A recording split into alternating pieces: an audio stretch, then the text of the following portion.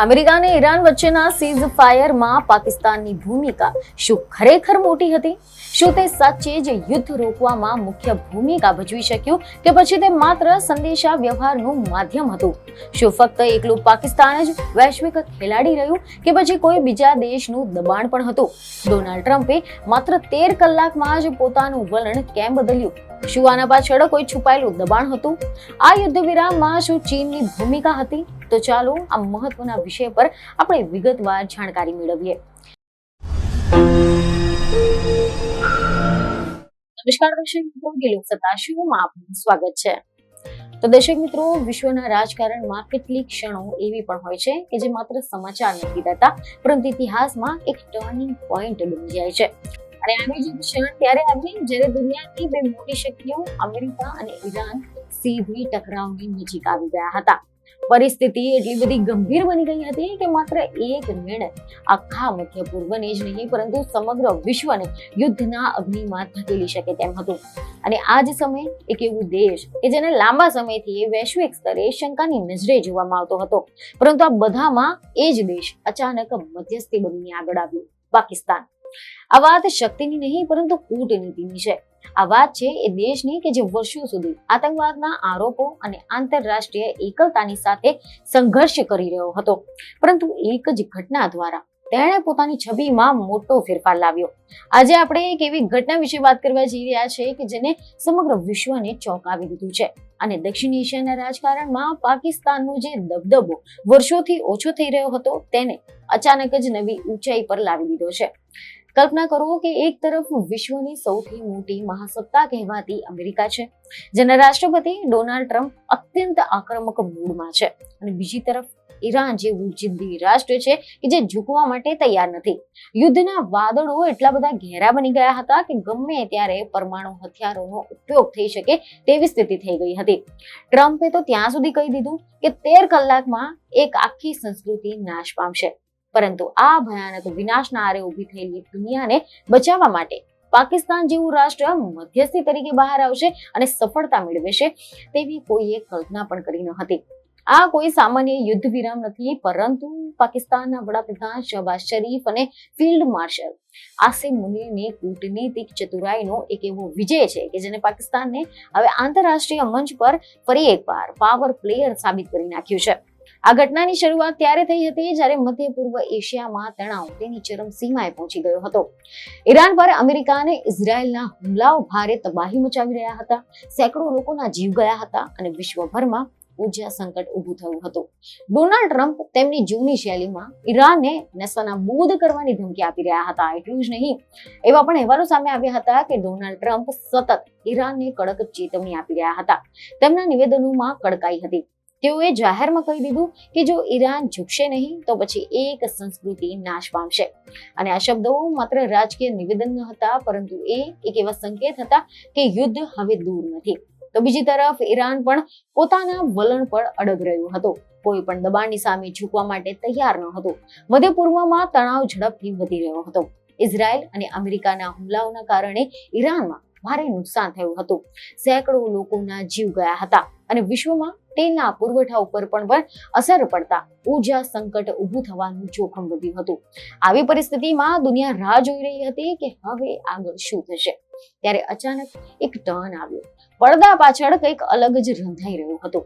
પાકિસ્તાન, જે સામાન્ય રીતે આર્થિક સંકટો અને આંતરિક રાજકીયના ખેંચતાણમાં વ્યસ્ત રહેતું હતું, તેણે આ વખતે વિશ્વ શાંતિની સાથે એક બહુ મોટું જોખમ ઉઠાવ્યું. ઇસ્લામાબાદે વોશિંગ્ટન અને તહેરાન વચ્ચે સેતુ બનવાનું કામ કર્યું હતું. જ્યારે ટ્રમ્પે અચાનક યુટર્ન લીધો, 2 અઠવાડિયાના સંઘર્ષ વિરામની જાહેરાત કરી, ત્યારે આખું વિશ્વ સ્તબ્ધ થઈ ગયું. જી હા, એવા અહેવાલો સામે આવ્યા હતા કે ગણતરીના કલાકોમાં જ ટ્રમ્પે પોતાનું વલણ બદલ્યું અને 2 અઠવાડિયાના યુદ્ધ વિરામની જાહેરાત કરી. આ નિર્ણય પાછળનું કારણ શું હતું? આ પ્રશ્ને સમગ્ર વિશ્વને આશ્ચર્યમાં મૂકી દીધું. અને પછી સામે આવ્યું એક નામ, પાકિસ્તાન. કારણ કે ટ્રમ્પે ખુદે કહ્યું કે તેમણે પાકિસ્તાનના વડાપ્રધાન શહબાઝ શરીફ અને સેનાના વડા આસિમ મુનીરની સાથે વાતચીત કર્યા પછી આ નિર્ણય લીધો હતો. આ એક સામાન્ય વાત ન હતી, કારણ કે આનાથી સ્પષ્ટ થયું કે પાકિસ્તાન હવે માત્ર એક પ્રાદેશિક ખેલાડી નથી રહ્યું, પરંતુ તે વૈશ્વિક કૂટનીતિમાં એક મહત્વપૂર્ણ ભૂમિકા ભજવી રહ્યું છે. તો બીજી તરફ એવા પણ સમાચાર સામે આવ્યા કે ઈરાનના વિદેશ મંત્રી અબ્બાસ અરાગચીએ પણ પાકિસ્તાનની પ્રશંસા કરી હતી, જે દર્શાવે છે કે આ મધ્યસ્થીથી માત્ર એક તરફી ન હતી, પરંતુ બંને પક્ષોએ તેને સ્વીકાર કરી હતી. અહીં એક મહત્વપૂર્ણ બાબત સમજવા જેવી છે કે પાકિસ્તાનની ભૂમિકા ખરેખર આટલી મોટી હતી. શું તે સાચે જ યુદ્ધ રોકવામાં મુખ્ય ભૂમિકા ભજવી શક્યો, કે પછી તે માત્ર સંદેશા વ્યવહારનું માધ્યમ રહ્યું હતું?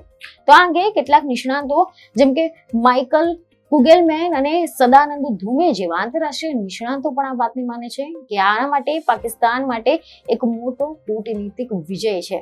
તેમણે કહ્યું કે આ ઘટના દર્શાવે છે કે પાકિસ્તાન પાસે જટિલ અને જોખમી પરિસ્થિતિઓને સંભાળવાની ક્ષમતા છે. તો બીજી તરફ સદાનંદ ધુમે પણ આને માન્યું એક મોટો વિજય ગણાવ્યો હતો અને કહ્યું કે પાકિસ્તાન હવે એક જવાબદાર વૈશ્વિક ખેલાડી તરીકે ઉભરી રહ્યું છે. પરંતુ બધા નિષ્ણાતો આ વાતની સાથે સંપૂર્ણ સહમત નથી. ભારતના પૂર્વ વિદેશ સચિવ નિરુપમા મેનન રાવે આ પરિસ્થિતિને અલગ રીતે જોઈ. તેમના મુજબ પાકિસ્તાનની ભૂમિકા મધ્યસ્થ કરતા વધુ એક માધ્યમ જેવી હતી, એટલે કે તેણે માત્ર બંને પક્ષોની સાથે વાતચીત માટે પ્લેટફોર્મ પૂરું પાડ્યું હતું, પરંતુ વાસ્તવિક નિર્ણય તો અન્ય પરિબળો દ્વારા લેવાયો હતો. આમાં એક મહત્વપૂર્ણ પરિબળ હતું ચીન. ન્યુયોર્ક ટાઈમ્સે 3 અજ્ઞાત ઈરાની અધિકારીઓને ટાંકતા તેના રિપોર્ટમાં લખ્યું છે કે ચીને અંતિમ ક્ષણે ઈરાન ઉપર દબાણ કર્યું કે તે લવચિકતા દાખવે અને યુદ્ધ વિરામ સ્વીકારે. એટલે કે પાકિસ્તાન એકમાત્ર ખેલાડી ન હતો, પરંતુ એક મોટા જીઓપોલિટિકલ ગેમનો ભાગ હતો. હવે પ્રશ્ન થાય છે કે પાકિસ્તાનને આમાંથી શું મળ્યું? તો જવાબ છે છબીમાં મોટો ફેરફાર.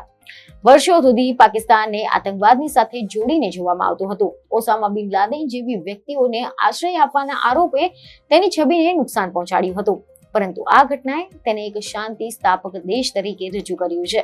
આ એક પ્રકારની ઇમેજ ટ્રાન્સફોર્મેશન છે અને આંતરરાષ્ટ્રીય રાજકારણમાં છબી ખૂબ જ મહત્વની હોય છે. હવે બીજો એક મહત્વપૂર્ણ પાસા પર જો આપણે નજર કરીએ તો તે છે પાકિસ્તાનના હિતો. બ્લૂમબર્ગ જેવા મોટા મીડિયા આઉટલેટ્સ પણ આને પાકિસ્તાનની દાયકાઓની સૌથી મોટી વિદેશ નીતિની સફળતા ગણાવી રહ્યા છે, અને આ સફળતા પાછળનું એક મુખ્ય કારણ પાકિસ્તાનનું ભૌગોલિક સ્થાન અને તેની લશ્કરી તાકાત પણ છે.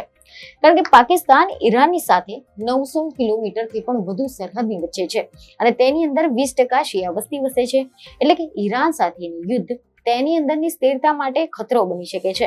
તો બીજી તરફ પાકિસ્તાનના સાઉદી અરેબિયા સાથે મજબૂત સંબંધો છે, જે ઈરાનનો વિરોધી છે. એટલે કે પાકિસ્તાન માટે આ એક ડિપ્લોમેટિક બેલેન્સિંગ એક્ટ હતો, જે કોઈ પણ પક્ષની સામે ખુલ્લું ઊભું રહી શકતું ન હતું, જેથી તેમનો હિત એમાં હતો કે યુદ્ધ ટાળવામાં આવે.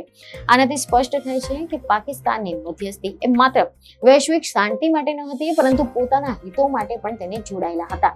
હવે આપણે વાત કરીએ અમેરિકાની. તો ટ્રમ્પના આ યુટર્નથી એક વાત સ્પષ્ટ થાય છે કે અમેરિકા પણ પોતાના લક્ષ્યોમાં સંપૂર્ણ સ્પષ્ટ ન હતું. સૈન્ય દબાણ પછી રાજકીય ઉકેલ માટે તેને પાછું વળવું પડ્યું.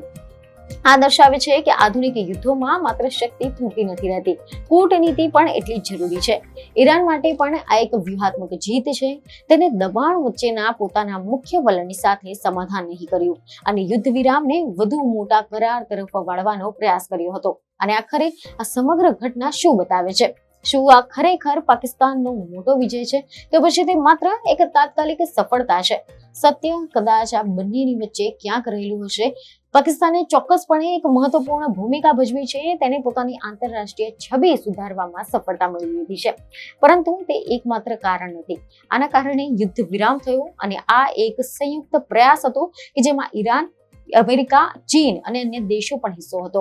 પરંતુ રાજકારણમાં ઘણીવાર ક્રેડિટ તે વ્યક્તિ લઈ જાય છે, તે દેશને મળે છે કે જે યોગ્ય સમયે યોગ્ય જગ્યાએ હોય, અને આ વખતે પાકિસ્તાન એ જગ્યાએ હતું. આ ઘટના એ પણ દર્શાવે છે કે વિશ્વમાં શક્તિનું સંતુલન બદલાઈ રહ્યું છે. હવે માત્ર મોટા દેશો જ નહીં, પરંતુ મધ્યમ શક્તિઓ પણ મહત્વપૂર્ણ ભૂમિકા ભજવી શકે છે. અને કદાચ આ ભવિષ્યની રાજનીતિની દિશા છે કે જ્યાં યુદ્ધ નહીં, પરંતુ સંવાદ અને મધ્યસ્થી વધુ મહત્વપૂર્ણ બનશે. આ કહાની એ જ સંદેશ આપે છે કે ક્યારેક સૌથી મોટી જીત ગોળીબારથી નહીં, પરંતુ વાતચીતથી મળે છે. તો આશા છે કે આ માહિતી તમને મહત્વની લાગી હશે, જેથી અમારા વિડીયોને લાઈક અને શેર જરૂરથી કરજો. આની સાથે જ તમને એ પણ જણાવી દઈએ કે અમારા દ્વારા આપવામાં આવેલી આ તમામ નથી એ કેટલાક મીડિયાના અહેવાલો પર આધારિત છે, જેની લોકસત્તા કે લોકસત્તા જનસત્તા પુષ્ટિ કરતું નથી. બીજને ખબરો સાથે ફરી મળીશું. ધન્યવાદ.